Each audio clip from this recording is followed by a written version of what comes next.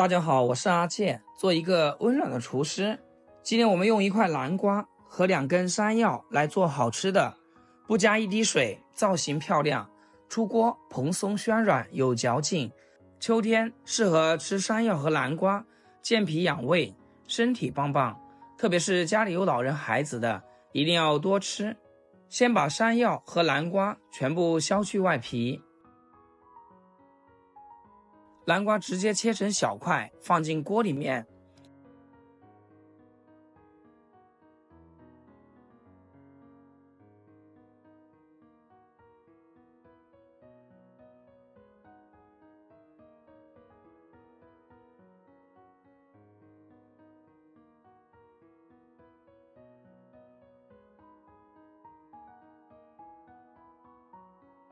山药就切成小段就可以。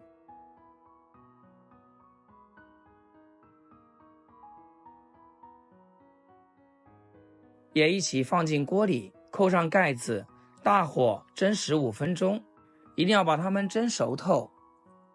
时间到了，给它直接倒进大碗里面，趁热用擀面杖将它们捣成泥。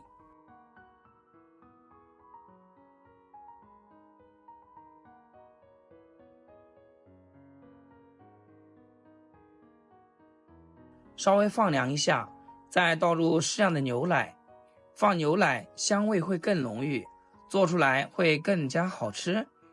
少量的白糖促进发酵，如果不喜欢吃甜的可以不加，或者加少量的盐进去入个底味。3克的酵母粉，继续用铲子将它们翻拌均匀，把酵母粉搅拌溶解，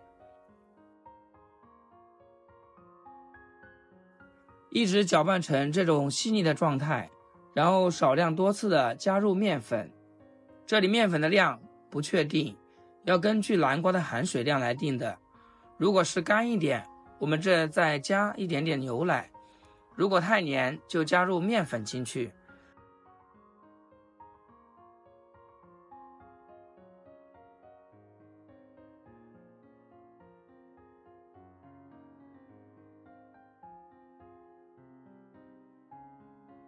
搅拌成这种大面絮状，没有干面粉颗粒，然后再下手揉面。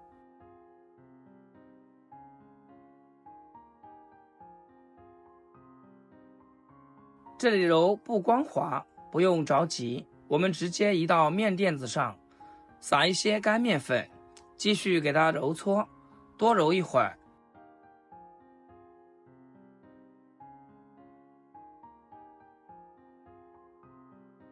一定要是这种不粘手的状态。这里我们就不洗面啦，直接给它定型。像这样的大饼状，我们再按压下，用我家祖传的擀面杖给它擀薄一些。没有发酵起来的面，擀起来就比较吃力。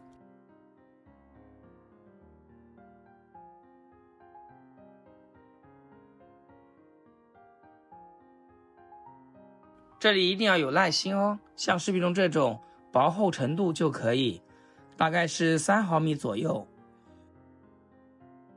像这种大面片，再撒上一点点干面粉，给它抹均匀，然后找一个容器，大一点小一点都无所谓，容器上面沾上面粉，然后像我这样给它按压下去，一个小饼胚就完成了。剩下用同样的方法全部给它操作完。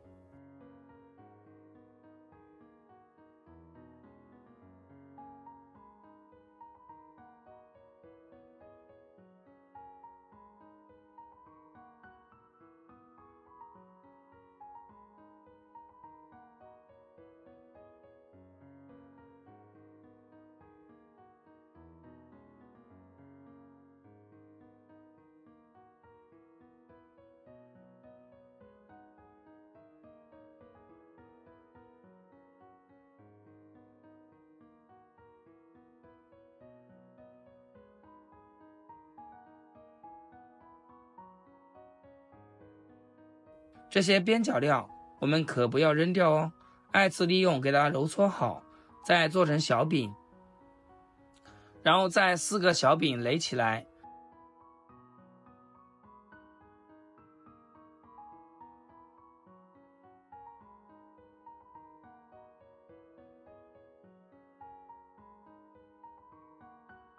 用一根筷子从中间给它按压下去，这样一个半圆形的小灯笼造型就做出来了。亲爱的朋友们，制作视频不易，阿健每天分享简单实用的生活小技巧和家常美食。要是今天这个视频对你厨艺有所提升的话，请记得给阿健点个 like 或者评论转发出去，让更多朋友看到。非常感谢大家支持和鼓励。全部做好之后放入平盘里面，底部一定要给它垫上油纸，中间有点缝隙，这样方便发酵的时候不粘在一起。再另外找一个矿泉水盖子，把剩余一点的边角料塞在里面，这样我们好观察发酵的情况。放到温暖的地方醒发至2倍大。15分钟的时间，这个饼坯就已经醒发好了。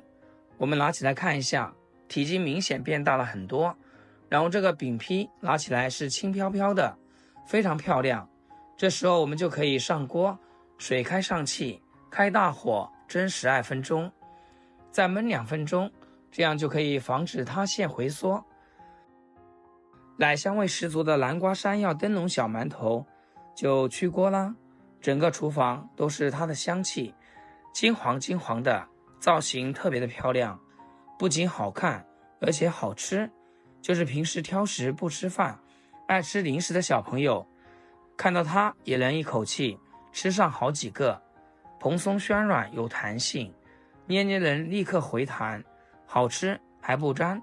就这个卖相，到外面买得花2块钱一个，自己在家几块钱就能做一大盆，特别划算，而且自己做的没有任何添加，干净卫生，食材看得见，家人吃了才能放心。